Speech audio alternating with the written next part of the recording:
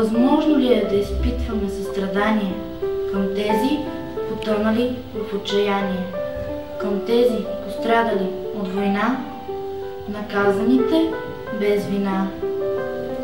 Не можем ли с мир и доброта да подадем дружелюбно ръка на бедните и тези в нужда, и скрица обич, та макар и чужда?